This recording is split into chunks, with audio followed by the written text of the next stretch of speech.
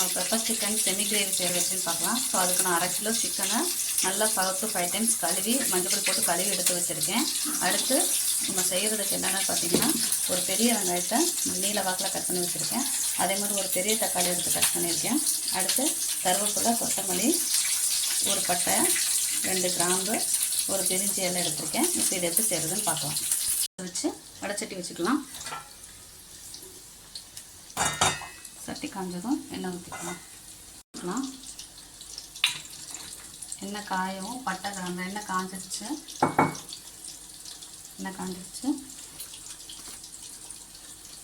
பட்டை கிராம்பு போட்டுக்கலாம்.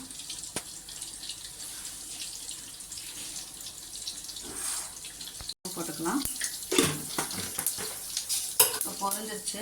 பொரிஞ்சதும் நறுக்கி வச்சிருக்க ஆனியன் போட்டுக்கலாம். ஆனியன் வந்து கண்ணாடி பதம் வர வரைக்கும் வதக்கி விட்டுக்கலாம். கண்ணாடி பதம் வந்துருச்சு. இப்போ தக்காளி ஆட் பண்ணிவிட்டு வதக்கி விட்டுக்கலாம். இது நல்லா வதங்கிறதுக்கு நம்ம சிக்கனுக்கு தேவையான உப்பு இப்பயே போட்டுடலாம். இஞ்சி பூண்டு பேஸ்ட் போட்டுக்கலாம்.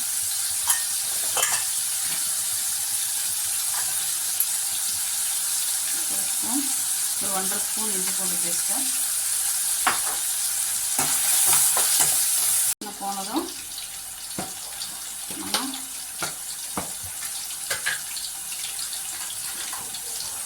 மிளகு சீரக பொடி நுணுக்கி வச்சுருக்கேன். ஸோ 1 ஸ்பூன் மிளகு சீரக பொடி போட்டுக்கலாம்.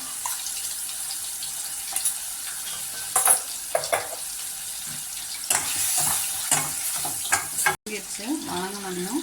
ஃபஸ்ட்டு சிக்கன் மட்டும் போட்டு ஒரு 5 மினிட்ஸ் அந்த சிக்கனோட தண்ணியிலே வேகட்டும்.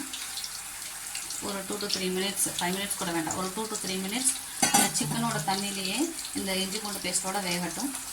மினிட்ஸ் ஆயிடுச்சு. ஓப்பன் பண்ணி பார்க்கலாம். இப்போ பார்த்தீங்கன்னா நல்லா அந்த சிக்கனோட தண்ணியிலே வெந்து வந்திருக்கு இல்லையா? ஸோ இப்போ குழம்பு மிளகா அப்படியே ஆட் பண்ணிக்கலாம். நான் இது குழம்பு மிளகா பொடி வீட்டிலே அரைச்சி வச்சுருக்கேன்.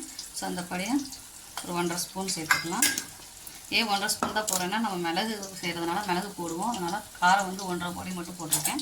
அடுத்து கலருக்கு கொஞ்சம் காஷ்மீரி சில்லி பவுடர் கொஞ்சோண்டு மட்டும் போட்டிருக்கேன். கொஞ்சோண்டு போட்டுட்டு இதை மிக்ஸ் பண்ணி விட்டுக்கலாம். ஒரு 1/2 டம்ளர் தண்ணி மட்டும் ஊற்றி, இந்த தண்ணி லேசாக இவ்வளோ மட்டும் போதும் ஊற்றி மூடி போட்டு வேகட்டும். அதுக்குள்ளேயும் நம்ம இதுக்கு தேவையான தேங்காய் அரைச்சிட்டு வந்துடலாம். அரைக்கிறதுக்கு என்ன வேணும் அப்படின்னு பார்த்தீங்கன்னா, நான் என்ன அரைக்க போகிறேன்னா, ஒரே ஒரு தேங்காய், கொஞ்சோண்டு தேங்காய், ஒரு 5 சின்ன வெங்காயம், ஒரு 1/2 தக்காளி, இதை மட்டும் அரைச்சி எடுத்துக்க போகிறேன். பேஸ்ட் அரைச்சி எடுத்தாச்சு. இப்போ பார்த்தீங்கன்னா குழம்பு கொதிக்குதா?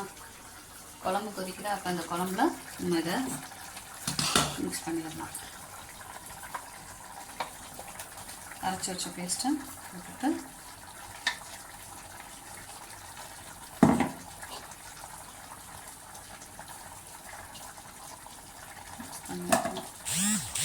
இப்போ மூடி போட்டு ஒரு 5 மினிட்ஸ் நல்லா வேகட்டும். வெந்ததை ஓப்பன் பண்ணி பார்த்துக்கலாம். கழிச்சு பார்க்கலாம். பார்த்தோம்னா இந்த மாதிரி பிரிஞ்சு வந்துருக்குதா? ஸோ இப்போ குழம்பு நல்லா வெந்துருச்சு. பச்சை வாசம்லாம் போய் நல்லா வெந்துருச்சு. ஸோ இப்போ இதை எடுத்து பக்கத்தில் எரிஞ்சிட்டே இருக்கட்டும், மாற்றிக்கலாம். இப்போ இது பெப்பர் சிக்கனுக்கு நான் என்ன பண்ணுறேன்னா, எண்ணெய் கரண்டி வச்சு ஆயில் கரண்டி வச்சு நல்லெண்ணெய் ஊற்றிக்க போகிறேன். நல்லெண்ணெய் ஊற்றிக்கிறேன். நல்லெண்ணெயில் பெப்பரை தாளிச்சு ஊற்றணும்னா கொஞ்சம் டேஸ்டியாக இருக்கும். ஸோ அதனால் நல்லா வச்சு நல்லெண்ணெய் சூடாகட்டும். வச்சு எண்ணெய் காஞ்சதும் நல்லா இவ்வளோ அளவுக்கு பெப்பர் எடுத்து போட்டுக்கலாம்.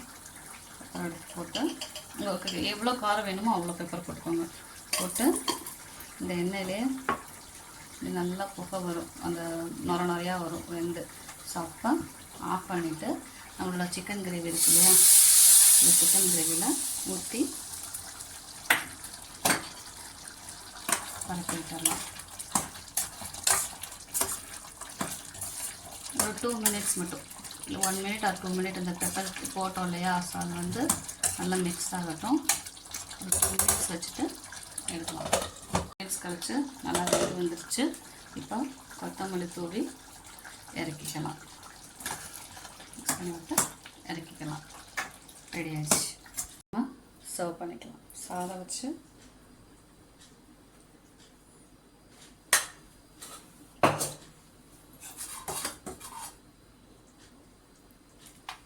சிக்கன் கிரேவி போட்டு சைட் டிஷ்ஷுக்கு சிக்கன் 65 சுவையான pepper chicken semi gravy ready.